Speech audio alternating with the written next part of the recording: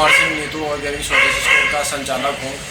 आज जो मेरा आगमन हुआ है वो राजकोट शहर में हुआ है, जो गुजरात का एक बहुत अच्छा शहर है और जो एक ऐसे व्यक्ति हैं जो स्वदेशी चीज़ों पे, स्वदेशी उत्पादों पे काफ़ी 8-10 सालों से काम कर रहे हैं, जो आज तक कभी वीडियो में वो आने के लिए मना ही करते थे लोगों को, लेकिन मेरे आग्रह से वो आज तैयार हुए हैं और बहुत ही सोशल मीडिया पे कम समय में उन्होंने अपने उत्पाद को लेके बहुत लोगों को जागरूक किया है।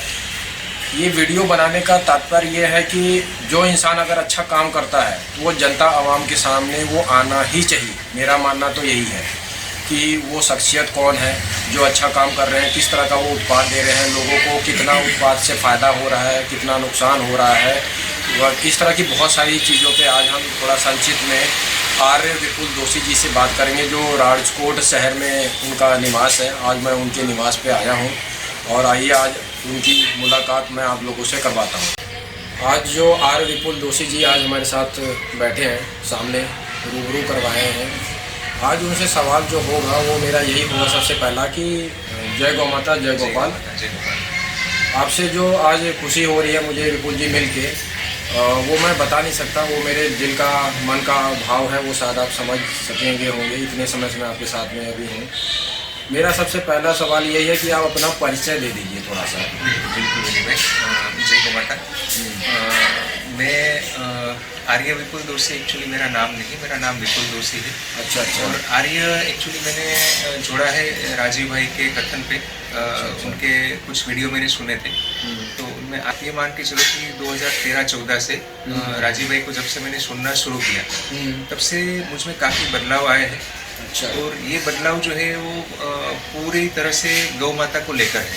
अच्छा। जिस तरह से राजीव भाई ने गौ माता का वर्णन किया था और आज के समय में भी जिस तरह से गौ माता की हालत हम देख रहे हैं, हाँ जी हाँ जी, तो वो हालत मुझसे जो है देखी नहीं गई।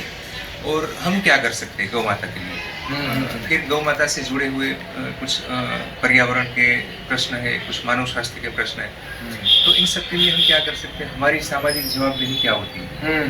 तो इन सबको समझकर मुझे ये लगा कि राजीव भाई जितना तो नहीं, लेकिन हम भी थोड़ा कुछ करें, थोड़ा सा अंश उसका भी हमें आए। और उसी हिसाब से मैंने सब कार्य शुरू किए और आज लोगों तक मैं काफ़ी सारी अच्छी बातें जो राजीव भाई ने प्रचार की थी उनको भी पहुंचा रहा हूँ। कुछ अच्छे स्वास्थ्य संबंधी प्रोडक्ट, उत्पाद जो होते हैं मैं उनको भी लोगों तक पहुंचा रहा हूँ। और वो उत्पाद जो होते हैं वो बिल्कुल भी शुद्ध होते हैं, उसमें किसी भी तरह का केमिकल वगैरह कुछ मिला हुआ नहीं होता है। और पूरा मेरा ध्यान ये रहता है कि लोगों को जो चाहिए वही चीज़ हम दे पाए उनको, जो उनके स्वास्थ्य के लिए सही है। तो पिछले 7-8 साल से मैं काम में लगा हूँ और काफ़ी अच्छे से इसको करने की कोशिश कर रहा हूँ। मेरा अगला सवाल विपुल जी से यही है कि जो आपके उत्पाद की लिस्ट मैंने देखी वो काफ़ी लंबी है। जैसा कि आपने बताया कि 70-80 प्रोडक्ट उत्पाद, स्वदेशी आयुर्वेदिक उत्पाद हैं इनके पास। अब इसकी गुणवत्ता का टेस्टिंग आप कैसे करते हैं कि ये प्योर है, क्वालिटी में अच्छा है, और लोगों को जो social media, Facebook, WhatsApp, Twitter या यूट्यूब चैनल में कहीं अगर आपका कुछ आता है इस तरह का, तो वो जो लोग जागरूक होकर आपसे उत्पाद मंगाते हैं, तो आप इसमें कितना विफल हैं और या सफल हैं, इस पर थोड़ा संक्षिप्त में थोड़ा बताने की कोशिश करिए। काफ़ी अच्छा प्रश्न किया विनय भाई आपने। कोई भी उत्पाद जब बनेगा तब उसमें जब तक भाव नहीं बनेगा, बनाने वाले का भाव उसमें मिलेगा नहीं, तब तक कोई भी उत्पाद अच्छा नहीं बनेगा। उत्पाद तो सभी लोग बना लेते हैं, लेकिन वो भाव नहीं मिलते उसमें। और मेरा आग्रह हमेशा ये रहता है कि भाव मिलने चाहिए उसमें, जो व्यक्ति बनाता है वो सही होना चाहिए। उसके बाद सर्टिफिकेट है कि नहीं है उससे मुझे कोई मतलब ही नहीं है। तो मैं कभी भी सर्टिफिकेट वगैरह पे नहीं जाता हूँ, मैं कभी भी किसी भी ब्रांडेड चीज़ों पे भी नहीं गया हूँ। कि अगर ये चीज़ अच्छी है, मुझे सेटिस्फेक्शन देती है, तो ही मैं लोगों को पहुँचाता हूँ। और जैसा आपने कहा कि सफल विफल, तो ये चीज़ जो है ना वो आगे लोग तय करते हैं कि ये चीज़ में सफल हुआ कि नहीं हुआ। तो उनकी जो प्रतिक्रिया आती है उत्पाद को यूज़ करके, तो वही बताती है कि मैं सफल हो रहा हूँ इसमें। तो बहुत सारे ऐसे उत्पाद हैं जिसमें लोगों की इतनी सारी प्रतिक्रिया आती है कि भाई आपके उत्पाद उपयोग करके हमें बहुत अच्छा महसूस हो रहा है, पुराने समय की याद हमें वापस ताज़ा हो रही है। अच्छा अच्छा अच्छा। हाँ। सवाल विपुल जी मेरी आपसे यही है कि जो बाज़ार में केमिकल जैसे उत्पाद बिक रहे हैं, और जो आपके उत्पाद हैं, तो आप लोगों को कैसे मतलब प्रेरित करते हैं कि ये आपके उत्पाद उस बाज़ार से अलग हैं और नेचुरल है, कोई मिलावट नहीं है, और इन उत्पादों को लेके और या गौ माता या पर्यावरण या स्वास्थ्य को लेके कुछ इस पे भी आप हमें बताएं, थोड़ा हमें ज्ञान दें कि तो हम कैसे जुड़ेंगे? तो गौ माता से हम उनके उत्पादों से ही जुड़ पाएंगे। जैसे उनके गौमूत्र है, उनका गोबर है, उनका दूध है, उनका घी है, ठीक है ना। तो यही सब चीज़ें हैं, तो यही सब चीज़ों से हम उनसे जुड़ सकते हैं। जब तक हम इनसे जुड़ेंगे नहीं, हमारा स्वास्थ्य जो है वो कभी सही नहीं हो पाएगा, हम चाहे लाख कोशिश कर लें। तो ये एक बहुत ही महत्वपूर्ण चीज़ है हमारे स्वास्थ्य को सही करने के लिए, कि हम अपनी दिनचर्या को भी सही करें, अपने अपने जो खान पान है हमारा वो भी सही करें। खान पान में हमें सही क्या करना है कि जो स्वास्थ्य के आधार पे हमारे ऋषि मुनियों ने हमारे आयुर्वेद के आधार से हमको जो नियम दिए हैं, उस नियम को हमें फॉलो करना है। कोई बहुत ज़्यादा कठिन नियम नहीं है, मैं भी कई सालों से फॉलो कर रहा हूँ। और आज 45 की एज में मुझे पता नहीं मैं लास्ट में कब बीमार हुआ था। आपकी 45 साल उम्र है? 45 साल उम्र है मेरी जी। अच्छा जी, आप लगते नहीं। बिल्कुल बिल्कुल। तो दवाइयाँ तो मैंने कब खाई थी मुझे भी नहीं पता है। अच्छा। हाँ, मेरे मम्मी पापा ने कभी खिलाई होगी तो खिलाई होगी, बाकी मैंने तो कभी खाई नहीं है। और कभी दवाइयों पे भी मैं आधारित नहीं रहता हूँ, ना मैं कभी आयुर्वेद पे भी आधारित रहा हूँ। आयुर्वेद की दवाइयों से भी, औषधियों से भी मैं कभी जुड़ा नहीं हूँ इस तरह से, क्योंकि मेरा जो खान पान है और मेरी जो दिनचर्या है वही आपकी दवा, वही मेरी दवा है। और हाँ, और मैं शुद्ध गौ माता के जो शुद्ध उत्पाद होते हैं मैं वही उपयोग करता हूँ।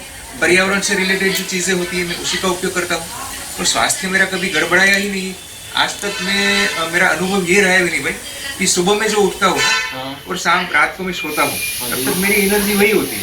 अगला सवाल विपुल जी मेरा यही है कि जैसा कि आपको भगवान ने इतनी अच्छी काम के लिए मेरे ख्याल से धरती माँ पे भेजा है, हमारे जैसे लोगों के लिए उत्पाद भेजा है कि आप भेजते रहें और लोग अच्छे उत्पाद पे आते रहें। तो जैसे ये उत्पाद आपके पास सोशल मीडिया के थ्रू आता होगा, फेसबुक व्हाट्सएप पे ऑर्डर आता होगा और कहीं से एक दूसरे को बताते हैं, आपके प्रोडक्ट का फीडबैक आता है, तो एक से दो से तीन ऐसे जुड़ते चले गए हैं। तो आप उनको जब ये उत्पाद के बारे में वो कॉल करते हैं तो वो ऑर्डर आप उनको कुरियर के माध्यम से, इंडिया पोस्ट के माध्यम से, पार्सल के माध्यम से, ट्रांसपोर्ट के माध्यम से, क्या इन्हीं सब चीज़ों के माध्यम से आप उनको उस तक पहुंचाते हैं या कोई और भी प्रोसीजर होता है इस पे? जी विनय भाई, ये जो प्रश्न है इसके लिए मैं इतना कहूँगा कि लोगों के जब ऑर्डर बोलिएगा, हाँ, लोगों के जो ऑर्डर आते हैं सोशल मीडिया के थ्रू, हाँ, फेसबुक है, व्हाट्सएप है, तो उनके थ्रू जो ऑर्डर आते हैं फिर उनको अच्छी तरह से पैकिंग किया जाता है। मेरे ज़्यादातर उत्पाद जो है वो मैं कांच की बोतल में देना पसंद करता हूँ। तो कांच की बोतल जो है वो इंडिया पोस्ट वगैरह में ठीक से जा नहीं पाती है। अच्छा। तो उसमें डैमेजेस होने के चांसेस ज़्यादा रहते हैं। जो कुरियर होते हैं, हाँ, जो अच्छी सर्विस देते हैं, तो उसी में भेजता हूँ। सबसे पहले तो जब उनका ऑर्डर आता है तो उसको नोट किया जाता है, उसको अच्छे से पैकिंग किया जाता है। अच्छा। और ये सब मैं ही करता हूँ और कोई है नहीं सिवा मेरे। अकेले आप ही ये सारा कर लेते हैं? अकेला ही तो मैनेज कर लेते हैं क्या? बिल्कुल मैनेज हो जाता है, बिल्कुल। अच्छा। और मैंने, जैसे हमारी बात हुई थी, मैंने आपको बताया था कि मेरा जो काम था व्यावसायिक काम था। ये तो खैर मेरा व्यावसायिक काम, इसको मैंने रखा नहीं था। तो व्यावसायिक काम था जो मेरा, तब भी मुझे काफ़ी समस्या हो रही थी कि इसको फोकस करे कि इसको फोकस करे, दो काम एक साथ कैसे हो सकते हैं। तो उसके बाद मैंने सोचा कि फोकस तो इसी को करना है आगे जाके, क्योंकि जो भावना एक मन में जगी है कि लोगों के लिए, गाय माता के लिए, पर्यावरण के लिए, लोगों के स्वास्थ्य के लिए जो काम हमें करना है, तो उसमें दो काम फिर एक साथ नहीं कर पाएंगे। अगर करना भी चाहे तो फिर इसको ज़्यादा फोकस नहीं कर पाएंगे। तो इसकी वजह से पूरा फोकस मैंने इसी पे लगाया और जितना भी हो सकता है मैं खुद इसीलिए करता हूँ कि कोई गड़बड़ी ना हो, कोई और परेशानी ना हो। अगर आप कोई बंदा वगैरह भी रखेंगे तो भी आपको ध्यान तो रखना ही है उसके ऊपर, और वो ठीक से पैकिंग वगैरह भी करेगा, वो ऑर्डर मैनेज वगैरह भी करेगा कि नहीं करेगा वो पता नहीं चलता है हमको। तो इसके लिए सारा कार्य मैं खुद अपने स्तर पे ही करता हूँ। जितना होता है उतना ही करना है, ज़्यादा नहीं करना है, ये पहले से नियम बना के रखा है मैंने। तो वही करता हूँ और उसके बाद सारा पैकिंग जब हो जाता है, और आपको मुझे बताते हुए ये भी खुशी होती है कि लोग पैकिंग का भी फीडबैक देते हैं मुझे कि काफ़ी बढ़िया और अच्छी तरीके से पैकिंग करके भेजा है आपने। इतना तो हमने अमेज़ोन, फ्लिपकार्ट में भी नहीं देखते हैं। अच्छा जी। हाँ, उत्पादों का तो फीडबैक आता ही आता है, लेकिन पैकिंग का भी साथ में आता है। अच्छा। हाँ, मैं आपको दिखाऊंगा थोड़ी देर में। मतलब आपकी जो पैकिंग है, हाँ। वो उसकी भी तारीफ होती है और आपके बिल्कुल, उत्पाद की तो होती ही बिल्कुल, होती है। बिल्कुल बिल्कुल। अच्छा। तो उसके बाद फिर जिस किसी भी कुरियर में, और इसमें भी मेरा एक ये मानना है कि जो कुरियर एकदम सही दामों में लेके जाए, क्योंकि अगले का जो पैसा है वो भी तो वैल्यूएबल है ना। हाँ जी। तो बहुत ज़्यादा कुरियर चार्ज भी ना लगे उनको, और कम कुरियर चार्ज में, कम रेट में उन तक पहुंच जाए। तो उस हिसाब से मैंने 2-3 प्लेटफॉर्म देख रखे हैं जिसमें भी उस पार्सल का मूल्य कम लगेगा, मैं उसी से भेजूंगा। हाँ, ये ध्यान मेरा पक्का रहेगा कि वो अच्छे से पहुंचाएगा कि नहीं पहुंचाएगा। जैसे कि कौन से कुरियर माध्यम, जैसे नाम बताइए। हाँ, जैसे डिलीवरी है, फेडेक्स है, एक्सप्रेस बीज है, उड़ान है, ठीक है ना। तो ये सारे जो कुरियर सर्विसेज है, तो इनमें मुझे ऑप्शन मिल जाते हैं। कभी डिलीवरी में मिलते हैं तो कभी फेडेक्स में मिलते हैं। ये डिपेंड करता है पार्सल का जो वजन होता है, उसकी जो मापसाइज होती है, फिर आपको कहाँ पहुँचाना होता है, तो उसके आधार पे सारा डिपेंड होता है। तो उसके आधार पे जो मुझे कम रेट में मिलता है, मैं उसी में फिर उसको बुक करता हूँ, और इसी तरह से फिर वो पार्सल आगे जाता जबकि है। ऐसा जो भेजने वाला है वो ये नहीं सोचता, वो सोचता है बस भेज दो और सामने भेज वाले दो, से बिल्कुल। डिलीवरी चार्ज ले लो, देना तो उसको है, उसको है, हाँ। हमको तो बोन करना नहीं है। बिल्कुल बिल्कुल। ये तो हाँ, अच्छी सोच तो उसी की हो सकती है जो तो- राजीव भाई से, पर्यावरण से, गौमाता से बिल्कुल। जुड़ा हो। तो मेरी सोच ये होती है कि पैकिंग में चाहे आप 2 रुपये, 5 रुपये, 10 रुपये ज्यादा खर्च कर लो, ठीक है ना, और जो वस्तु उत्पाद जो उनको चाहिए वो उन तक सही में पहुंचने चाहिए, सही सलामत पहुंचने चाहिए। टूटे ना। हाँ, टूटे ना। पैसों की चिंता नहीं है, हाँ। वो तो वो बेर नहीं करेंगे, मैं कर लूंगा, ठीक है ना। पैसे की कोई चिंता नहीं है, लेकिन जो उत्पाद है वो इतने कीमती होते हैं। जैसे मैं आपको बताऊं कि देसी गौ माता का घी, तो उसको बनाने में इतनी मेहनत लगती है, बिल्कुल, ठीक है ना। अब वो 1 किलो घी भी अगर वेस्ट हो गया तो किसके काम का? वो तो किसी के काम का नहीं है। और इतना बड़ा अमृत जो है, हम ऐसे ही उसको वेस्ट कर देंगे तो क्या काम का फिर तो जैसे ही मैं आपको बताऊं कि ये तेल है, अच्छा, तो ये कच्ची घानी का तेल है, ये कच्ची घानी सरसों का तेल कच्ची है। घानी सरसों का तेल है, इसी तरह से मूंगफली का तेल, तिल का तेल। तो जैसा अभी इस वीडियो में, हाँ, मैं एक बार फिर से दिखाना चाहूँगा, ये माइक आप ले लीजिए विपुल जी। जैसे ये कच्ची घानी सरसों का तेल है, विपुल जी ने ये काफ़ी समय से इसको मार्केट में या जैसे लोगों के लिए निकाला हुआ है। कांच के बोतल में पैकिंग है, कांच के बोतल में पवित्र होता है, उसके जो गुणवत्ता है, पोषक तत्व है, माइक्रोन्यूट्रिएंट है, किसी भी जो इसके अंदर है वो कम नहीं होता, वो उतना ही बरकरार रहता है। और दूसरा, कांच में देखिए आप पैकिंग कितनी अच्छी लग रही है। तीसरा, इसका जो ढक्कन है वो भी टाइट है, एकदम लूज नहीं है।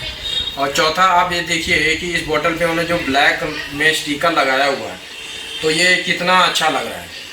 तो आज के समय में हर चीज़ पे ध्यान दिया जाता है, तो विपुल जी ने काफ़ी अच्छी पैकिंग पे भी काम किया हुआ है। ये 8 साल से ये काम कर रहे हैं। अब दूसरा, विपुल जी जैसे आप ये देखिए, ये जो है इसके बारे में थोड़ा बताइए, ये क्या चीज़ है? जी, ये स्वर्ण प्राशन है विनय भाई।